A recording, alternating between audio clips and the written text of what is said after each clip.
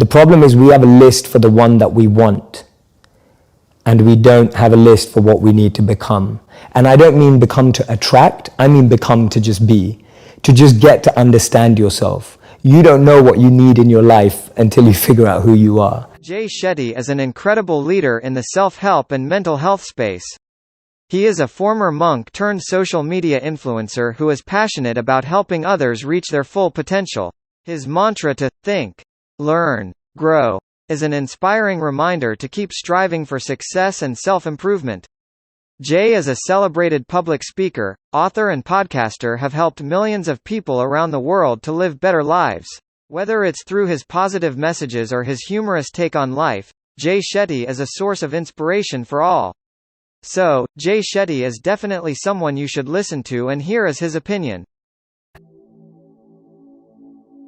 So for me, the first step is just opening yourself up to new experiences and new role models. Because most of us can't see ourselves in people, so then we try and fit ourselves into the boxes that we do see. I'm not what I think I am. I'm not what you think I am. I am what I think you think I am. So we live in this perception of a perception of ourselves. Hence, my identity is made by what my parents think I should be. My identity is made up by what my college or university thinks I should achieve. While you're living in that bubble and that echo chamber, getting to what you really want to do is impossible, because maybe that just doesn't fit. And I think so many people feel that way today, that they don't fit into the current education system. They don't fit with the 3 or 4 or 5 careers that you're taught exist.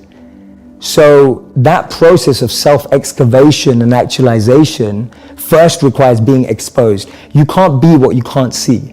If I never saw a monk, I would never have wanted to be a monk. If I never meet a billionaire, I wouldn't want to be one, because I wouldn't know what that feels like. I don't know what it looks like. I don't know what it takes. And I think that's the biggest challenge of our society, that we're not exposed. So that's the first step, being exposed to unique experiences and role models. Second step is finding that experience or role model that you're passionate about, and exactly like you said, taking it seriously. Shadow them, network with them, spend time with them, observe them, even from afar. It takes that observation, being addicted to observing that person's lifestyle. And then the third step is going yes or no. Does that work for me? Not everyone who's going to go off and become a monk is going to feel like the way I did, and that's cool. But not everyone is going to go and follow and shadow a billionaire and go, that's exactly the lifestyle I want. They may want the result, but do they want the hard work that goes with it? And so for me, that's the third step. It's observing, focusing, shadowing, getting as close to the process of that individual, and then going yes or no. Do I want that process? Not do I want the result? The greatest power is to be self-controlled, to be able to train the mind and energy to focus it exactly where you want it and when you want it to be. You are completely detached and undeterred from external ups and downs. You're able to navigate anything that seems tough, challenging, fun, excitement, with the same amount of being equipoised and balanced and equanimity, without being too excited in pleasure or being too depressed in pain. But knowing how to navigate every situation, to me, that's great strength and great power. It allows you to gain clarity and perspective when you need it, because you know when you can just take a bird's eye view from something. You know when you need to get close into something. You know when you need to pull back from something. Detachment is not that you own nothing. Detachment is that nothing owns you. To me, that summarizes detachment in a way that it's not usually explained. Usually people see detachment as being away from everything. Actually, the greatest detachment is being close to everything and not letting it consume and own you. And that's real power, that's real strength. An ideal life is when we all have a head, a heart, and a hand, all 3 elements together, working in alignment. Without one or the other, we start to lose something. And this applies to a company, an organization, an institution for me. If you only have a head and a heart, you'll find that life is stable. So a head is the clarity of vision, what you want, knowing what you want, the way you picture life, and being able to navigate and make the decisions to get there. That's a good head. A good heart is being able to understand what your intuition and heart wants, being able to connect and tap into that understanding deeper and beyond the vision you may have painted for yourself. So I often say to people that you'll get to where you want in life, just not in the way you imagined. And that's because the path that's paved up and down is far different to the path we pave. So you can have a great head and a great vision and a great mission and know where you want to go, but if your heart's not able to have that resilience and be able to adapt and have compassion and care and all of that, then you're not going to be able to make the toughest decisions without your heart. But to be able to realize that we need to care and be sustainable and long-lasting requires a heart. And a hand is that service, wanting to pass that on, that which you have, wanting to give it forward, pay it forward. The idea of serving with what you have. I often say to people, your passion is for you, your purpose is for others. Your passion makes you happy, but when you use your passion to make a difference in someone else's life, that's a service, that's a purpose, and that's the hand. So those are my 3 elements of an ideal life. So I studied behavioral science at university, so I've always been fascinated by why people do what they do. And whenever I was reading these books that are 5,000 years old, my greatest fascination was finding a principle and finding its relevance in modern science. And I said to myself, the day I can't find that, I'll quit. I won't believe in this anymore. So I'm still doing that. And I'm ready to quit. If someone shows me a piece of science and I can't find a principle in these ancient literatures, or actually what I like to call these timeless literatures, then I'll give up my faith. Because for me, it has to track forward. And I'll give you a really basic example. Today we're in the gratitude movement. There's like 1 million gratitude journals out there. There's 1 million scientific studies on gratitude, and gratitude has been linked to better mental health, self-awareness, better relationships. I mean, there's so many scientific studies on the neuro level that shows that gratitude is great for your mind, brain, and fulfillment. Now, I look back, like gratitude is all over the timeless wisdom. One of the first things we were trained to do when we were a monk was to pay our respects to the earth for what it gives us. And you do that first thing in the morning. What is that, if not gratitude? When you wake up in the morning, you thank the earth for the food. You thank the earth for the water. You thank the earth for allowing yourself to walk. You start your day with gratitude. Today, the biggest tip on Forbes and Inc. and everything is start your day with gratitude. Like, where does it come from? It's right there. These things are old. So I get fascinated. I'm intrigued by the parallels and patterns because it saves you time. It's the same way as which if I say that this business person got invested by this company and that's why they're successful because they had the right investors, etc. That's a pattern. So I know if I'm building a business in that area, I'm going to look for investors like that. It's the same thing. That pattern saves you time rather than you trying to figure out, does gratitude work? How shall I be grateful? Creating your own process almost. Just being able to differentiate between system 1 and system 2 and between the mind and the intelligence. Knowing how to differentiate the voices in your head is the first level of self-awareness. The system 1 is your initial response to anything that happens. It's a stop that I can't really say. It's your initial default reaction in the moment. That can be positive often. For example, if someone pulls out a knife, you feel scared and you run. That's system 1. That's a good thing. It's safe for you. But also system 1 is someone says something that hurts your ego and you start defending yourself immediately. That's a negative of system 1. That we would refer to as the mind. It's built up of conditioning. Those responses are conditioned. Those default elements are all there because of habit and continuous practice.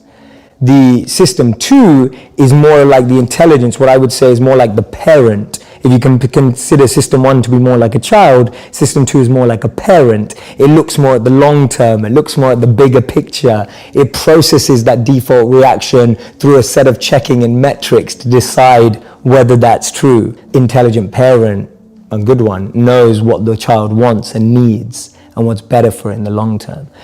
Just starting there and being able to reflect and observe the different voices inside of us is a great place to start your self-awareness. Because the biggest challenge is that most of us don't know what we're listening to. And most of us don't even know that there are more than one voice inside of us. Just getting over that line is a huge win.